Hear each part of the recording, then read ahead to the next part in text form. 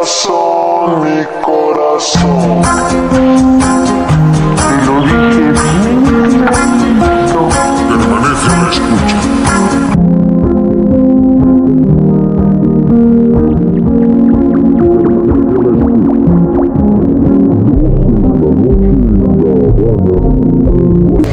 Kita sering menganggap panas itu adalah hal yang biasa.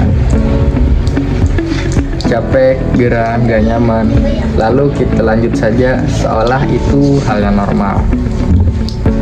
Tapi pernah gak kepikiran? Kenapa dalam satu area yang sama, cuman beda beberapa langkah, suhunya bisa berubah drastis?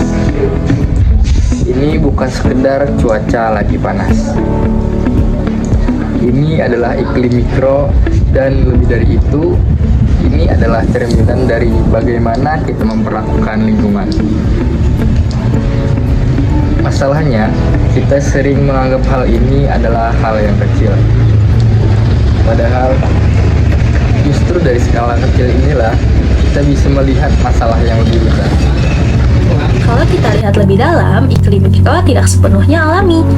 Memang ada faktor alami seperti vegetasi, air, dan jenis tanah. Tapi yang membuat perbedaannya semakin ekstrim adalah campur tangan manusia. Kita mengganti tanah dengan beton, kita mengurangi pohon tapi menambah bangunan, kita menciptakan ruang yang menyerap panas tapi minim pelepasan. Lalu ketika suhu meningkat, kita menyebutnya cuaca panas. Padahal ini bukan sekedar cuaca. Ini adalah hasil dari keputusan yang kita buat sendiri.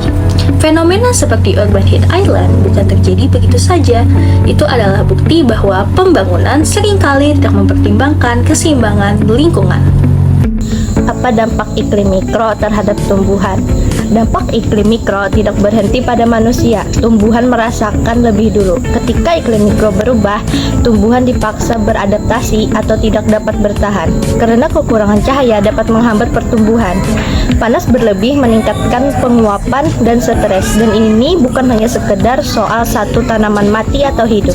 Dalam skala lebih besar, perubahan iklim mikro bisa mengubah komposisi vegetasi di suatu wilayah.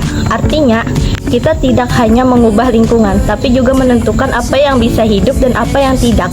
Ini menunjukkan bahwa perubahan kecil yang bisa kita anggap sepele sebenarnya punya konsekuensi ekologis yang serius. Sekarang mari kita lihat dampaknya untuk manusia. Kita sering bilang bahwa ya wajar, namanya juga kota, pasti panas. Tapi apakah hal itu sudah benar? Atau sebenarnya kita sudah terlalu terbiasa dengan kondisi yang seharusnya bisa kita hindari? Lebih jauh lagi, tidak semua manusia bisa merasakan dampak yang sama. Ada kawasan yang dipenuhi oleh pepohonan dan terasa nyaman. Ada kawasan yang didominasi oleh beton dan panas ekstrim. Artinya, iklim mikro juga mempelajari tentang ketimpangan. Siapa yang bisa merasakan atau mendapatkan lingkungan yang terasa nyaman, dan siapa yang harus tetap bertahan dengan kondisi yang lebih berat. Jadi, ini bukan hanya tentang isu lingkungan, tetapi juga bagaimana kualitas hidup didistribusikan. Jadi, upaya untuk menjaga iklim mikro adalah, dari semua ini, kita bisa melihat satu hal, yaitu iklim mikro bukan sekedar fenomena kecil. Ia adalah tanda bahwa ada sesuatu yang tidak seimbang. Lalu sekarang, yang jadi penting bukan cuma memahami, tapi juga menentukan sikap. Jadi, apa yang bisa kita lakukan agar iklim mikro di sekitar kita tidak terus memburuk? Kita bisa mulai dari hal yang tak terlihat, seperti menjaga ruang hijau, dan lebih sadar terhadap penggunaan lingkungan. Tapi, yang lebih penting, kita perlu mulai berpikir ulang. Apakah cara kita membangun dan menggunakan ruang sudah benar? Karena kalau tidak, kita akan terus hidup di lingkungan yang tidak nyaman untuk ditinggali.